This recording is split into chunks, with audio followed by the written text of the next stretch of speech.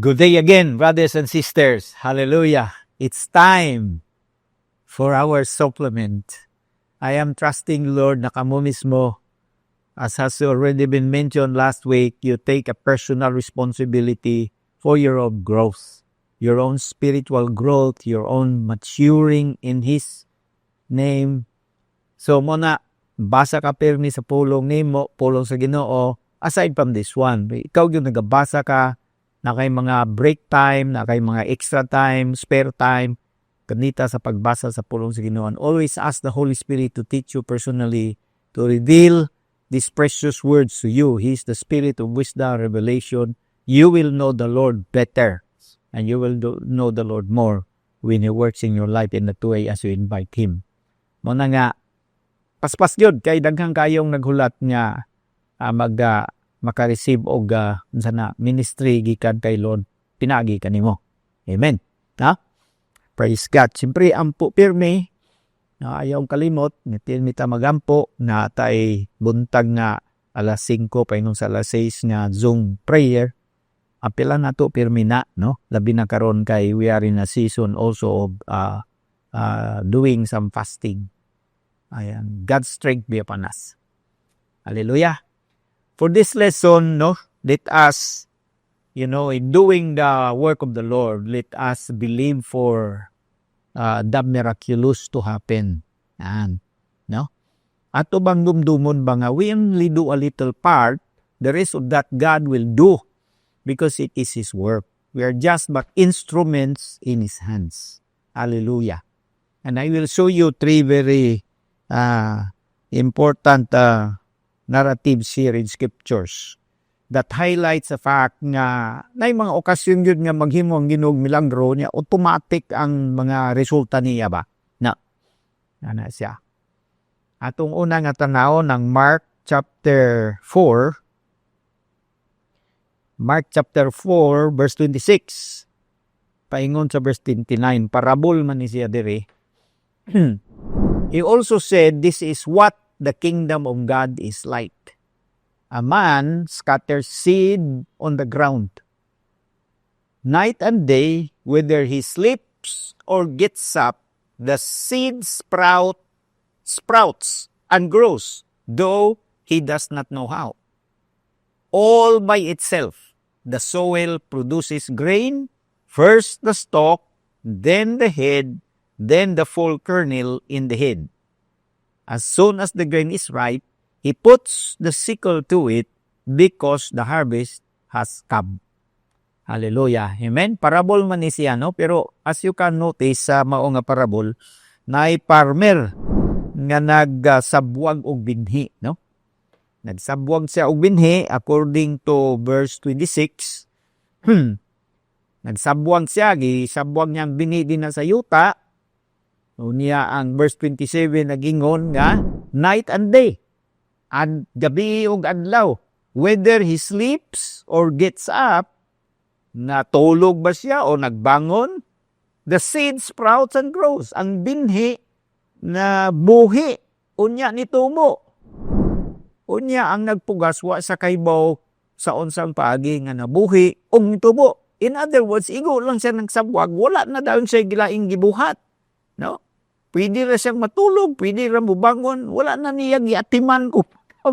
Talagsaon man nga farmer, kaya ang kasagaran ng farmer, humani mo ang tanom, imo man yun ng duawon, imo hang hambukan ng yuta, imo hang butangag fertilizer, imo ang tanggalo ng mga sagbot, imong hilngon kay basig na mga mamang.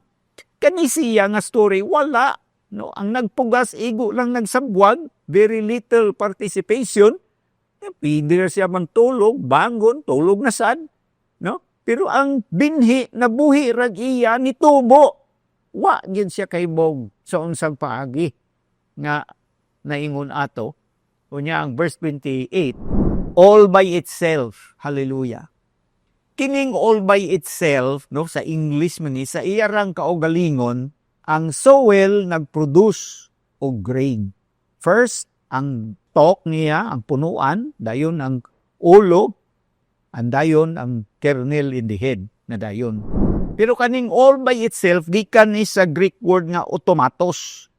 Diha nato gikuha ang English word automatic. Sa ato pa automatic nga, ning resulta og bunga. Unya, tanawa ang verse 29. As soon as the grain is ripe, he puts the sickle to it because the harvest has come. Tiaw ni mo na, no? Igo lang siya nagpugas, nya, katulog, bangon, wala sila gibuhat. Pagkataon-taon, harvest na dayon, tiaw ni mo na, kay nahinog na. Nahinog na. Harvest na siya. Wala na kayo siya tantong naghaggo. Nga naman, kay matud pa dito sa verse 28, all by itself, the soil produces. Sa iyarang kaugalingon, ang yuta, makapabunga siya. Na, usan ni sa kinanglan matun-an na to ba sa atong pag-alagad sa Ginoo ba? Kay usahay na overburden kita sa paghunahuna. Unsaon ta ni? Di ba? Na ganina, gibasa na tutong iyang gilinya nga nagingon, he does not know how. No? Unsa ganito nga verse? Verse 27, na tanawang verse 27, though he does not know how. Wala sa kahibaw kung sa unsang paagi. Nganong nabuhi, nga wala man sa kayo gibuhat. Nganong nabuhi raman, nanambok pag yun, namunga pag yun. Kasi all by itself, para gidesign na guna sa Ginoo nga na mga nga anak bito. Kana bitaw mo tanaw ka sa lasan, no? Wala ba yung nagtanuman na mga kahoy diya sa lasan, nang gidasok raman sila din, ha?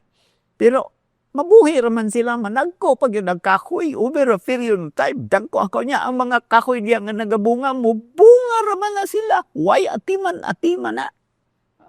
Ang yuta mismo kaugalingon na niyang kapasidad na magatagong bunga. I believe we can learn some very important lessons ani nga parable. Jesus was telling this parable to his disciples to remind them nga, oo na mo'y buhaton, pero gamay ra ang inyong participation kay gidesign naman na nako daan nga mutubo sa iyang kaugalingon. Ang simbahan ni Hesukristo mutubo ra gyud na siya sa iyang kaugalingon. Jesus was saying in Matthew 16, I will build my church and the gates of hell shall not prevail. I will build my church and the gates of hell shall not prevail. So, let us believe for automatic growth and increase of harvest. Dili kay ka magpalabad kay ulo. I'm not saying din na ta magampo. I'm not saying din na ta magpuasa. We still are to do those simple things that we can do. Pero ang pagkagool, ang pagpalabad sa tong ulo, dili na nato buhaton, mga igsoon. Let us believe nga gidesign na ni Lord ang iyang simbahan. Hallelujah. Nga mutubo ra siyag iya, musanay ra siyag iya as we put our trust in Him and believe, hallelujah, in His goodness, in His grace, in His power, and in His might. Hallelujah. Dili na nato tugkaron pa.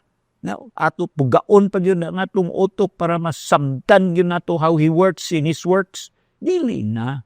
Let us just rejoice and enjoy the product that we see by our own eyes. Hallelujah. Amen. I really like this one here. So, timan automatic ra siya ng tubo. All by itself. Amen. Then another nga atong basahon is in Acts chapter 10. Kini nindot po ni siya driba. Kining Acts chapter 10. Maomay itong panahon nga si Pedro na preso. I should say Acts chapter 12 verse 10. Si Pedro na preso niya. Human man to nga si Santiago, katong maguwang ni John, si James na priso niya, gipatay siya, giputlag liog ni Herodes, niya, gipriso po ni Herodes si Peter, kay iya po untang isunod, pagpatay si Peter. Kaya lang, ang mga Kristiyano, naghimo sila og mga pagampo. Chapter 12, verse 5, Peter was kept in prison, but the church was earnestly praying to God for him. Samtang naa sa prisuhan si Pedro, ang tibok simbahan, mainiton kaayo nga nagampo ngadto sa Dios para kaniya. The night before Herod was to bring him to trial, Peter was sleeping between two soldiers bound with two chains, and sentries stood guard on the entrance. Suddenly, an angel of the Lord appeared, and a light shone in the cell. He struck Peter on the side and woke him up. "Quick, get up," he said. And the chains fell off Peter's wrists. Igo lang gani, kuhit sa anghel si Peter, yung pagdali. Bangon diya, tindog diya. Nangahulog man diretso ang mga kadina nga naa sa iyang kamot. Di ba? Nangahulog man diretso. And then sunod. Then the angel said to him, "Put on your clothes and sandals." And Peter did so. "Wrap your cloth around you and follow me," the angel told him. Peter followed him out of the prison, but he had no idea that what the angel was doing was really happening. He thought he was seeing a vision. Di pa siya katuabing niyang pananawon lang, nagdamgo lang siya. They passed the first and second guards. Na mana niyang verse nga itong gusto basahon. They passed the first and second guards and came to the iron gate leading to the city. It opened for them by itself. Again, the word here is automatos. Niabri ang dakong pultahan nga hinimo og puthaw. Niabri siya sa iyang kaugalingon. Og sila ninggawas. And when they had walked the length of one street, suddenly the angel left him. Now, automatic siya nga pag-abli og mga gate, mga pultahan. Diba? Uy, nindot kaayo, no? Allah, nindot kaayo, hunahunaon ba? Karon makakita man ta aning mga pultahan nga kanang dayon bitaw nimong sulod, moabri ra siya kaugalingon niya, di ba? Electronic siya. No? O sa una ra di ni nauna na ding Bible aniyo nga moabri ra siya kaugalingon niya nga kuan ba? Igo la basta mo panduol lang didto, di na ka manghawid, di na ka mangusog. Di na ka mangusog. Moabri ra siya pagduol na ka dito gyud sa iyang pultahan. Kanindot ana hunahunaon ba? Kanang ang Ginoo na nag-una na bitaw siya, abrihan na niya ang mga pultahan. Pultahan sa balay, sa imong silingan, sa imong lola, sa imong lolo, sa imong uncle, sa imong auntie, sa imong mga iganggaw, sa mga kumare nimo, kumpadre nimo, mga kauban nimo sa trabaho, batingala ka mo, kalit nun sila og sangpit nimo. Basta mo duol lang ka nga do, paduol ka dito ba? As an act of faith, no? Ay, labi na kay imong gidala sa pagampo kaning atong season of prayer during this time 21 ka adlaw nga atong gihalad ang atong mga lawas kaugalingon nganha sa Ginoo sa mga pagpuasa ula sa kay kaon. Di ba? Nakuha na tag timbang. Di ba no? Uy, unsa kay buhaton sa Ginoo ani? No? Let us believe for miraculous intervention sa mga open doors, mga kaigsuonan. Behind those doors na ay mga kinabuhi nga gipungan sa kaaway, gipungan, gigapos sa tradisyon, gibutaan sa tradisyon, gibutaan sa mini nga pagtulunan, gibutaan sa mga bakak nga mga istorya, no? Gibutaan sa mga gapos sa bisyo, o uban pa, no? Iron gate, murag imposible nga kung kita lay mangusog dili siya moabri. Pero inig paduol nato moabri ra siya on its own. Automatic and miraculous mga kaigsuonan. Kay gusto ipakita sa Ginoo ang iyang pagkamakagagahom labaw sa nga tanan. That He is in control over the affairs of men. Hallelujah. Nya ang Dios mo'y nagabuot ibabaw sa tanang kalihukan sa kinabuhi sa tao. He is sovereign. Hallelujah. Dalaygo na ngalan sa Ginoo. So, ako mong kada bang ginaistoryahan karon no as you are listening to this, no, para ma-remind mo ba nga sa mga ministries nato, dili kay ta masumbrag kagool nga ana sabi ni gahi kay ni kadado sirado ni di ni motuo kay puno ni mga bisyo na ana dili no ato na manggidala sa Ginoo sa pag-ampo, ato na manggibayaran kung baga ang ipangayo sa Ginoo nga maghatag kitag mga pagpugas, investment in terms of prayer, in terms of time, in terms of fasting. Let us believe God for the miraculous. He opens the door when He wants it to be opened. Hallelujah. Ingon dito sa Revelation, Jesus is the one that holds the keys. Hallelujah, in a sense. Siya ang nagakupot sa mga susi, diya sa iyang kamot. Ingon kay si San Pedro, Jesus man. Kung ang iyang abrian, walay makasira. Whichever He opens, nobody can shut, and whichever the door shuts, no one can open. Ang iyang siranan, walay makasira. Ang iyang abrian, walay makabukas. Ang iyang siranan, walay makabukas. Ang iyang buksan, walay makasira. Hallelujah. Amen. I want you to receive that. No, samtang gatubang mo sa inyong sitwasyon, sa inyong barangay, sa inyong lungsod, nangandoy mo more nga open doors for opportunity. Believe that God will do the miraculous. Doors will open on its own, mga kaisona. Amen. Di na mo kinanglan magyangungo, magpakiluoy, di na hinanglan. Madto lang mo dito, ang mapingala mo, the door is open. In the name of Jesus, receive it. Hallelujah for the glory of His name. Amen. Palakpakan na to si Lord. Hallelujah. Another passage nga atong basahon is in Mark chapter 16.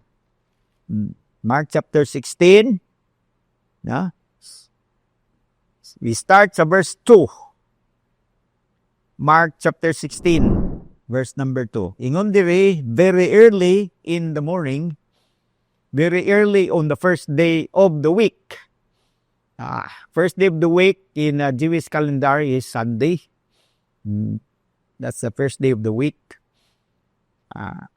Just after sunrise. So, sana, mga alas 5:30, no? They were on their way to the tomb. And they asked each other, who will roll the stone away from the entrance of the tomb? Kantang nang lakaw sila, padung dito sa lubngan na ni Jesus. Okay, di ba namatay man si Jesus sa Friday, lubong siya. Pagka Domingo sa buntag sayo, nangadto na yung mga tinunan. Mga babae raman ni nag-una ni diri si Maria Magdalena. Nasay kauban. Sila, nag-istorya sila. Kay mga babae man sila, who will roll the stone away from the entrance of the tomb? Kinsa may muligid sa bato. Kay gibutangan madtong dako kayong bato niya, gisilyuhan pa. Kay nalagay to'y naghuna-huna nga, basin o kawaton ba, niya ipalutaw nga nabanhaw, daghan na kayong istorya, mas dako ng ilang problema. So, gisiguro nila nga dako kayong bato ang giatang dito sa pultahan niya, gisilyuhan, gibutangan pag ng mga gwardya. Just to make sure nga walay sabutahi nga mahitabo. So these ladies, no? Ingon ang Bible, Mary Magdalene, Mary the mother of James, and Salome, nagdala silag mga spices so that they might go to anoint Jesus' body. Kay tradisyon man na sa mga Hudiyo, ilang buhaton. So gahuna-una na sila, nag-uol sila. Kinsa may muligid sa bato, bugat ra ba kayo, niya nakatimbre pag yun. Look at verse number 4. But when they look up, they saw that the stone, which was very large, had been rolled away. Hallelujah. Wait, dyan. No, sa diyang miyahat sila, nakita nila nga ang bato, nga pirting dakua, naligid na, naabli na ang kultahan. Na mga igsoon, ang lesson manggod ani ba nga, dili kay ta magpalabi o hunahuna. Kanang giingon nila sa English, do not overthink. Kayo say pugaon yun na atong ulo ba, para makagawas unta og sulbad sa problema nga atong gitubang. Nya ito, human na nasulban ang problema. Sila nag-uol sila, kinsay mo ligid sa bato, pagduol pa nila, giligid na ang bato. Human na. Hagbayra. Dalaygo na ngalan sa Ginoo.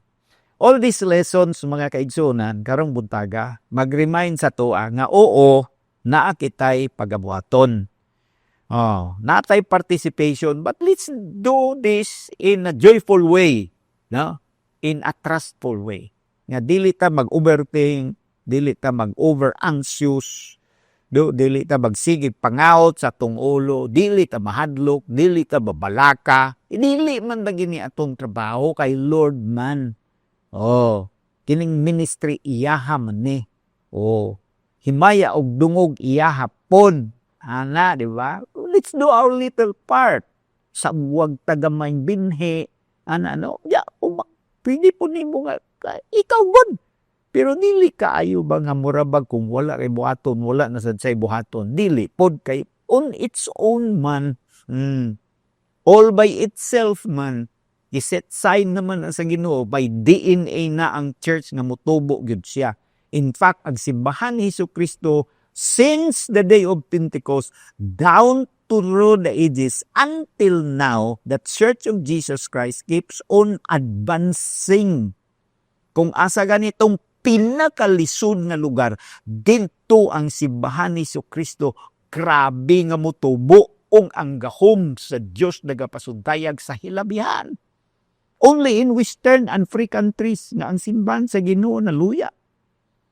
Kay masudlan man sa politika, masudlan man sa worldliness, masudlan man sa materialism, ang uban pa nga makompromise sa ginabuhi, maluya siya. Pero sa mga lisod kay nga lugar, there is persecution, there is tribulation, there is death, there is so much slack sa mga bagay-bagay. Diha pod ang mga pag-ampo sa mga Kristiyano masubsob kayo.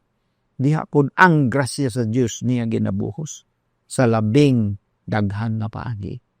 So I'm repeating all these stories unto you today to inspire you to believe for the miraculous intervention of God all by itself.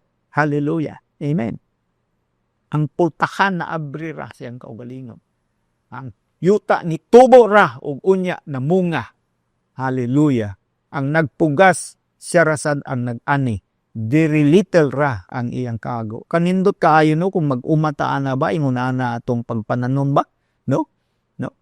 Igo lang nato itanom nunya ato na lang biya-biyaan pagbalik nato namunga na harvest na sa diretso kanindot no. Hallelujah. Dalaygo na ngalan sa Ginoo. Amen. Kanang uban nimong gihuna-huna nga murag unsaon ka ni ayaw kagol kay kana gisulbad na sa Ginoo. Muadto na lang ka og imong makita. Iyahat nimong imong mata, mag-look up ka, ayaw look down. Ayaw yang tan-aw sa yuta diha sa ubos. Maglaw ka, look up. Sa taas ka magtan-aw. Tuwa didto ang tubag sa taas. Heaven alone has all the answer for all the needs that are here on the earth. Tuwa dito, iyakat ng imong mata dito. Tan-awa dito sa Ginoo kay tuwa dito ang tanang katubagan sa imong mga kaguliyang o mga gumunhapong masuwiran sa kinabuhi.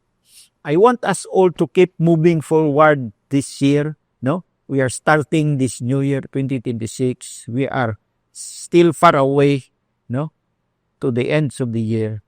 But let us trust for the miraculous, for the automatic work of God's church as is designed by the Lord.